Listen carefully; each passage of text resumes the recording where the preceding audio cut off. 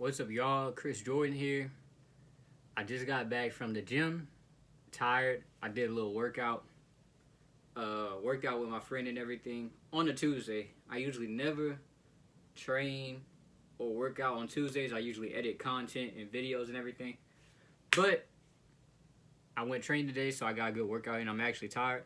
I was gonna do this video on live, but I didn't feel like dealing with people commenting and taking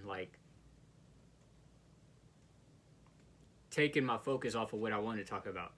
But next time I'll probably go live either on Instagram or in the Facebook group. But next time I'll do that. But anyways, I want to talk about how to sell hesitation moves, because a lot of people continue to try and sell hesitation moves or do hesitation moves and wonder why it's not working, right? So people think, trying to get comfortable, but some people think that to sell a hesitation move, you need the footwork, obviously. You need to use your eyes, obviously. You need to pocket the ball longer, obviously. And all that stuff goes into making or into doing an effective hesitation move. But the number one thing that's going to sell your hesitation move, honestly, every single time, I won't say every single time, but majority of the time, is your ability to shoot the ball. Like, I don't know how to make this any more clear than it has to be. You have to be able to shoot the ball from all ranges to be able to sell a hesitation move.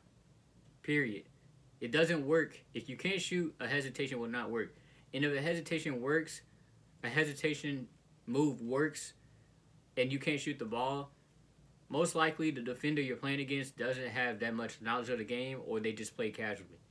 Or not even just play casually, they just don't know, like, they don't understand the player they're playing against or know the strengths and weaknesses of that said player. I get this question a lot, like literally all the time, because I have some friends at the rec even ask me how to do a hesitation move and everything. Not how to do it, but how to sell it, how to make it work. And it all starts with your ability to shoot. So, for example, I've seen people try to do hesitation moves, and they literally look up there, look like they're spamming hesitation moves, and the dude's not jumping on anything, and that's because the defender knows that person is not a shooter. If I'm playing defense on someone who can't shoot and they're trying to do hesitation moves, I'm going to just look at them, and at that point, once they do it like 2 or 3 times, I'm going to just let them shoot, because I don't respect you enough to jump on a hesi move at all. So that's literally the number one thing that comes to selling hesitation moves. The number one thing. Like, don't let any of these people fool you anywhere. Nobody's jumping on a hesi move if you can't shoot. Or at least a smart defender. You can't shoot if you can't shoot. Period. That's it. Learn how to shoot the ball first, and shoot it at a high efficiency rating, or be highly efficient with the ball, whether it's from mid-range, 3, or even close. Learn how to shoot the ball first. That's going to be your major key. And I would actually say it's probably like 80% of selling the hesitation move. Just being able to shoot and being a deadly shooter to the point to where once your defender sees the ball go up in the air, they already think you're making a shot. Like, that's how much of a good shooter. You got to be a consistent shooter, at least minimum consistent shooter. So that's just the number one thing I want to talk about. Second thing is, now I could get into all the types of footwork when setting a hesitation move, like drop pivots, what else? Bringing your hand close to the ball like you're actually about to shoot the ball, but just bringing it close but not actually touching it. But I would say the second thing is pocketing the ball longer. And what I mean by pocketing the ball, I got a ball right here. What I mean by pocketing the ball is like actually pocketing the ball and getting behind the ball instead of underneath it. Because obviously if you get underneath the ball as a carry, but you want to get behind the ball and pocket the ball, right? Once you learn how to manipulate the ball, that leads to having more effective hesitation moves as well. Literally, pocketing the ball. The main reason I focus on like a lot of pocket dribbling drills and just warming up our hands and everything is because when you're doing pocket dribbles, it allows you to manipulate the ball and get better at manipulating the ball for a longer period of time. So a good example is bounds. If you don't know what a bound is, it's basically a lateral movement where you shift laterally to get your defender to shift one way, or you shift laterally just to shift laterally. And when you bound, you actually, if you do a turn dribble with it, and the turn dribble is basically when you have the ball, you're dribbling it, but you bring your hand over the top of the ball to bound right or left. You bring it over the top of the ball and you go lateral with it. That moment of time when you're pocketing the ball in your hand should be spinning, because if you allow the ball to float, that gives you not only more time to read the defender, but it also makes your hesitation, or in this case, I've used bounds with hesitation too, but it makes your hesitation even more deadlier, because now you're holding the ball for so long, not necessarily holding it, but manipulating the ball for so long. The defenders sometimes feel like they need to make a decision. So there's been times where, I pocket the ball like I'm about to shoot it, especially in my left hand. I'll pocket the ball like I'm about to shoot it. So I would come here. I should have got up for this, but I would pocket the ball. Actually, I ain't even going to do this ball. I would pocket the ball and bring this hand close like I'm about to shoot it. And then they would jump, and I would just put the ball back down immediately and use this arm to swipe off somebody. There's been times where I would bound laterally to the right. I would get my hand behind the ball and let it float in my hand. And I would set my feet. So when we set our feet to shoot, we call it a foot replacement. So I would bound, and while the ball is still spinning in my hand and I'm behind the ball, I would set my feet like I'm about to shoot. And I've had defenders jump at me. And then as soon as they jump at me, I put the ball back down on the ground and drive to the hole. So those are like the two major keys when doing a hesitation move. You have to be a consistent shooter.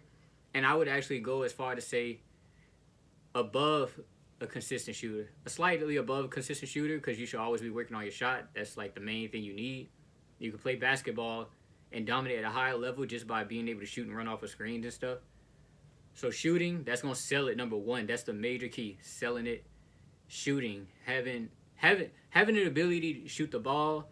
And once you shoot the ball at a high enough level to where you can shoot and create off the dribble from 3, mid-range or whatever, you're going to be deadly. So people are going to be anti to jump on everything, every type of hesitation move. That and your ability to pocket the ball and manipulate the ball and float the ball longer without carrying the ball.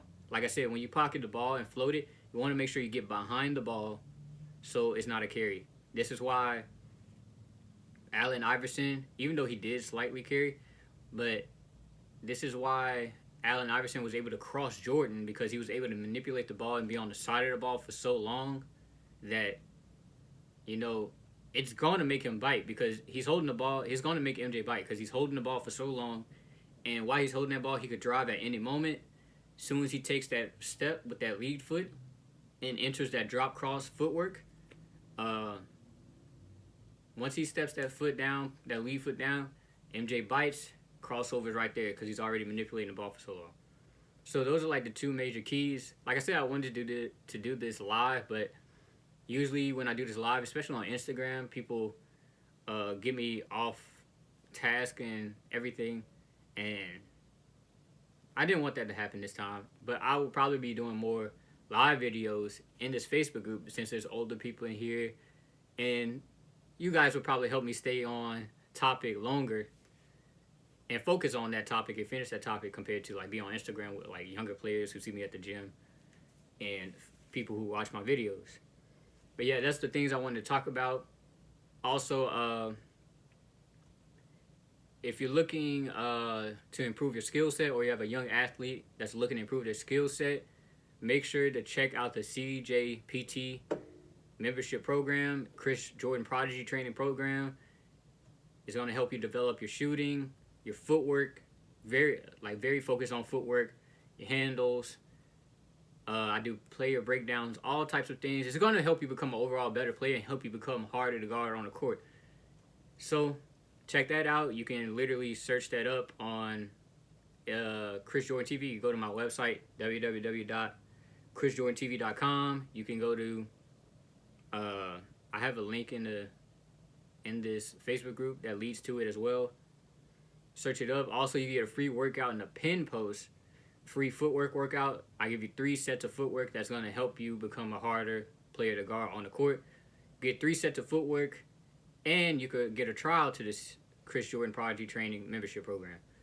But that's all I really want to talk about. I'll probably start doing more videos like this because I'm pretty sure these videos will help people, and I'll probably use it as content to post on YouTube.